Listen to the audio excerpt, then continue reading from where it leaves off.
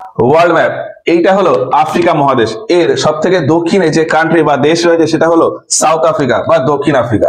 এই যে এইখানে হলো সাউথ আফ্রিকা, এর রাজধানী প্রিটোরিয়া। তবে এর পাশাপাশি এই সাউথ আফ্রিকা বা দক্ষিণ আফ্রিকার আরো 3টে রাজধানী রয়েছে। পৃথিবীর সমস্ত দেশের ক্ষেত্রে যেরকম একটাই রাজধানী হয়, আর ওই রাজধানীতেই সমস্ত কাজ হয়, লেজিসলেটিভের কাজ হয়, এক্সিকিউটিভের কাজ হয়, জুডিশিয়ারির কাজ হয়, সমস্ত কিছু। কিন্তু দক্ষিণ আফ্রিকার ক্ষেত্রে 4টে আলাদা আলাদা শহর আছে, এই 4টে আলাদা আলাদা শহরে আলাদা আলাদা কাজ হয়।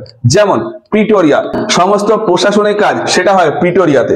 এই জন্য প্রিটোরিয়াকে বলা হয় এক্সিকিউটিভ ক্যাপিটাল বা রাজনৈতিক রাজধানী। এর ভেতর একটা শহর আছে কেপ টাউন, এই কেপ টাউনে লেজিসলেটিভ কাজবাজ হয়, মানে আইন তৈরির কাজ হয়, সেই জন্য কেপ টাউনকে বলা হয় লেজিসলেটিভ ক্যাপিটাল। আর এর ভেতরেই রয়েছে ব্লোয়েমফন্টেন, এই শহরে জুডিশিয়ারির কাজবাজ হয়, মানে সুপ্রিম কোর্ট, সাউথ আফ্রিকার সুপ্রিম কোর্ট ওই ব্লোয়েমফন্টেনে রয়েছে, এই জন্য ব্লোয়েমফন্টেনকে সাউথ আফ্রিকার জুডিশিয়াল ক্যাপিটাল বলা হয়। এবার ভারতের ক্ষেত্রে যেরকম লেজিসলেটিভ, এক্সিকিউটিভ, জুডিশিয়ারি সমস্ত ক্যাপিটালই দিল্লি, তবে তার পাশাপাশি ভারতের আর্থিক রাজধানী কিন্তু দিল্লিকে বলা হয় না, ভারতের আর্থিক রাজধানী বলা হয় মুম্বাইকে। সেই রকমই সাউথ আফ্রিকার আরেকটা শহর রয়েছে যেটাকে ফাইন্যান্সিয়াল ক্যাপিটাল বা আর্থিক রাজধানী বলা হয়। একটা শহর আছে ডারবান, সাউথ আফ্রিকার ডারবান, তাকে বলা হয় এর আর্থিক ক্যাপিটাল বা আর্থিক রাজধানী। আর আরেকটা ফেমাস শহর আছে সেটা হলো জোহান্সবার্গ। এই জোহান্সবার্গ থেকে একটুখানি দূরে একটা খনি রয়েছে ফেমাস, কিম্বারলে খনি। এই কিম্বারলে খনিটা সোনা আর হীরের উৎপাদনের জন্য ফেমাস।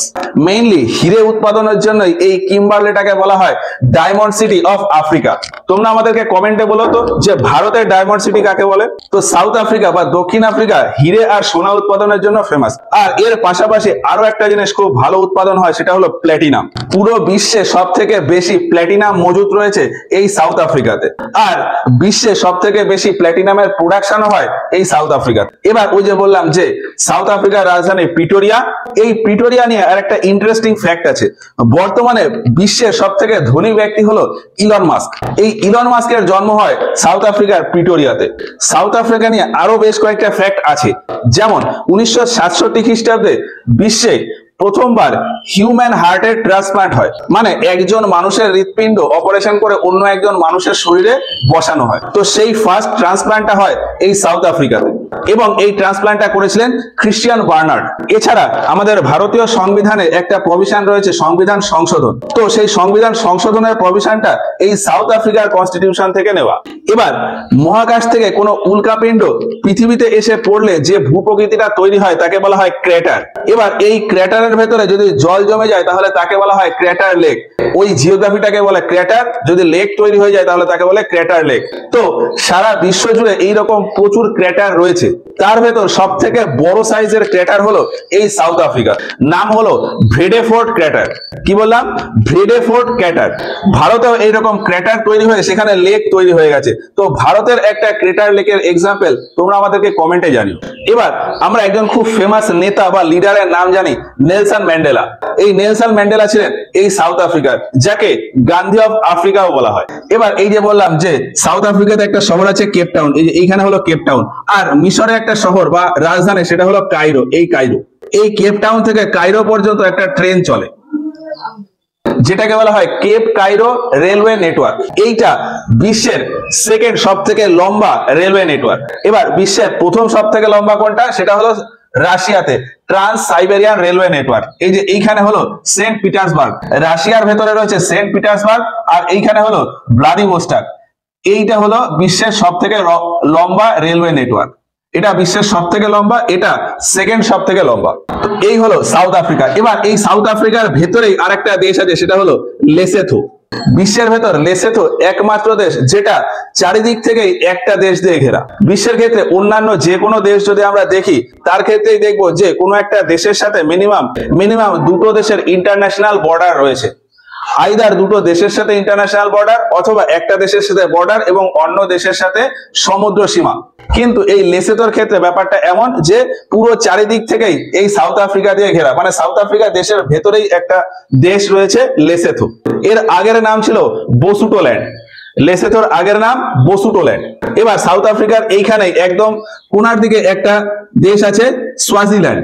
2018 সালে এর নাম চেঞ্জ করে করা হয় এসওয়াতিনি। এবার এইখানে একটা ফেমাস দেশ আছে, সেটা হলো মোজাম্বিক। এই যে এইটা হলো মোজাম্বিক। মোজাম্বিকের ক্যাপিটাল মাপুতো। মোজাম্বিক মাপুতো। এই মোজাম্বিক দেশের যে পতাকা, সেই পতাকায় AK-47 রাইফেলের একটা সিম্বল দেখা যায়। এই যে মোজাম্বিক, এই মোজাম্বিকের পূর্ব দিকে কিছু গ্রুপ অফ আইল্যান্ড দেখা যায়, যেটা এই মোজাম্বিকের আন্ডারেই আসে। ওই গ্রুপ অফ আইল্যান্ড গুলোকে বলা হয় বাজারুটো আর্কিপেলাগো। কি বললাম? বাজারুটো আর্কিপেলাগো। এই বাজারুটো আইল্যান্ডসকেই এই ভারত মহাসাগর বা ইন্ডিয়ান ওশিয়ানের পিয়ার বলা হয় পিয়ার অফ ইন্ডিয়ান ওশিয়ান। এবার এই যে মোজাম্বিক আর নিচে সাউথ আফ্রিকা, এই দুটোর বর্ডার থেকে একটা নদী পাস করে, লিম্পোপো নদী বা লিম্পোপো রিভার। এখানে কঙ্গো দেশের ভেতরে যেরকম কঙ্গো নদী বা জাইরে নদী নিরক্ষরেখাকে দুবার ক্রস করতো, এইখানে নিচে রয়েছে লিম্পোপো রিভার। এই লিম্পোপো রিভার নিচের যে মকর ক্রান্তি রেখা অর্থাৎ 23.5 ডিগ্রি দক্ষিণ অক্ষরেখা, সেটাকে দুবার ক্রস করে। এবার এই যে মোজাম্বিক, এই মোজাম্বিকের পাশেই ছোট্ট একটা দেশ আছে মালাবি। এই যে এইখানে হলো মালাবি। মোজাম্বিক আর তার উপরে রয়েছে তানজানিয়া। এই দুটো দেশের মাঝখানে একটা দেশ রয়েছে মালাবি। বিশ্বের সব থেকে গরিব দেশগুলোর ভেতর একটা হলো এই মালাবি। তবে এই মালাবিকে বলা হয় ওয়ার্ম হার্ট অফ আফ্রিকা। এবার এই মালাবি দেশটা যদি দেখি, এখানে রয়েছে মালাবি দেশ। এর ঠিক পূর্ব দিকে একটা লেক বা হ্রদ রয়েছে, নাসা লেক। এর আরেক নাম হলো মালাবি লেক, নাসা লেক বা মালাবি লেক। এই লেকটা কালারফুল ফিশের জন্য খুব ফেমাস।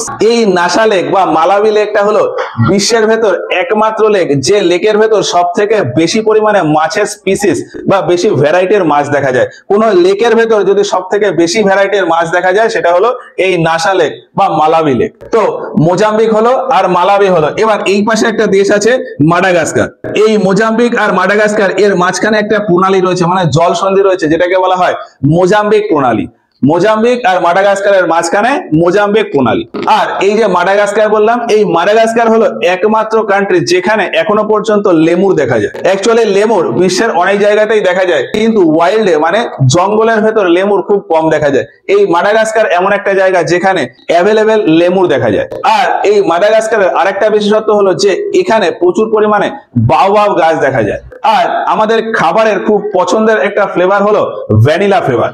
পুরো বিশ্ব জুড়ে সব থেকে বেশি ভ্যানিলার প্রোডাকশন হয় এই মাদাগাস্কারে। আর ভারতের ক্ষেত্রে যেরকম বেশিরভাগ লোকজনই আমরা চালের উপর ডিপেন্ডেন্ট, মানে চাল কনজিউম করি, যেখানে বিশ্বের অন্যান্য বেশিরভাগ দেশেই গমের কনজাম্পশনটা বেশি হয়। ভারতের ক্ষেত্রে যেরকম বেশিরভাগই চালের কনজাম্পশন হয়, সেই রকমই মাদাগাস্কার এমন একটা দেশ যেখানে চালের কনজাম্পশন অনেক বেশি। তো মাদাগাস্কারের রাজধানী অন্তনানারিভো। মাদাগাস্কারের রাজধানী অন্তনানারিভো। এবার এই মাদাগাস্কারের পূর্ব দিকে ছোট্ট একটা আইল্যান্ড আছে, যেটা অলরেডি একটা দেশ, সেটা হলো মরিশাস। এর ঠিক পূর্ব দিকে এইখানে রয়েছে মরিশাস। মরিশাসের রাজধানী পোর্ট লুইস। এই মরিশাস পর্যটনের জন্য খুব ফেমাস। আর এই মরিশাস আফ্রিকা মহাদেশের একমাত্র দেশ যেখানে হিন্দুইজম বা হিন্দু ধর্মটা মেইন রিলিজিয়ন।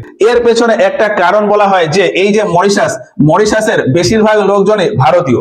আর ভারতে যেহেতু মেজরিটি পপুলেশন হিন্দু ধর্মের, সেই হিসাবে এই মরিশাসেও মেইন রিলিজিয়ন হিন্দুইজম হয়ে গেছে। এবার এই মরিশাস হলো একমাত্র কান্ট্রি যেখানে লাস্ট ডোডো পাখি দেখা গিয়েছিল।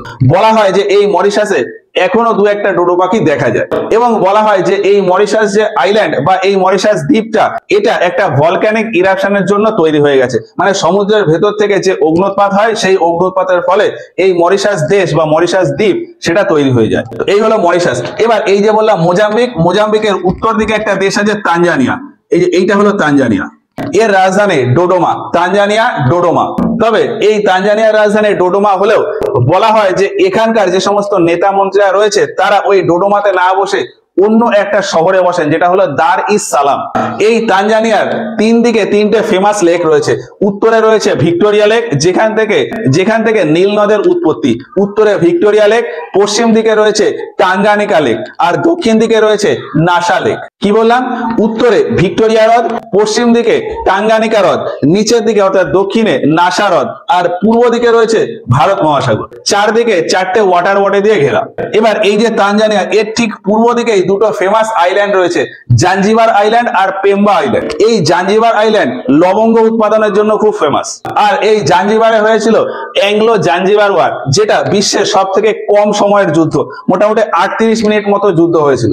বিশ্বের সব থেকে কম সময়ের যুদ্ধ অ্যাংলো জাঞ্জিবার ওয়ার। এবার আফ্রিকা মহাদেশের সব থেকে উঁচু পর্বত হলো কিলিমাঞ্জারো পর্বত, মাউন্ট কিলিমাঞ্জারো বলা হয়। যেটা কোথায় অবস্থিত? যেটা এই তানজানিয়া আর এর উত্তর দিকে রয়েছে কেনিয়া। তানজানিয়া আর কেনিয়া এই দুটোর বর্ডারে রয়েছে মাউন্ট কিলিমাঞ্জারো। এবার এই যে তানজানিয়া, এর থেকে পূর্ব দিকে কিছুটা দূরে এখানে একটা দ্বীপ রয়েছে সেসেলস আইল্যান্ড। সেসেলস আইল্যান্ড বা সেসেলস দেশ, এর রাজধানী হলো ভিক্টোরিয়া। সেসেলস এর রাজধানী ভিক্টোরিয়া। এই দেশের ভেতরে একটা আইল্যান্ড রয়েছে অ্যাজাম্পশন আইল্যান্ড, যেটা ভারত সেনা ঘাঁটি হিসেবে ব্যবহার করে। এটা 2015 সালের এগ্রিমেন্ট অনুযায়ী। এরপরে বিভিন্ন দেশ রয়েছে, যেমন এখানে উগান্ডা, ইথিওপিয়া, সোমালিয়া, জিবুতি, ইরিট্রিয়া। তো এইগুলো আমরা এর পরের দিন গিয়ে আলোচনা করব।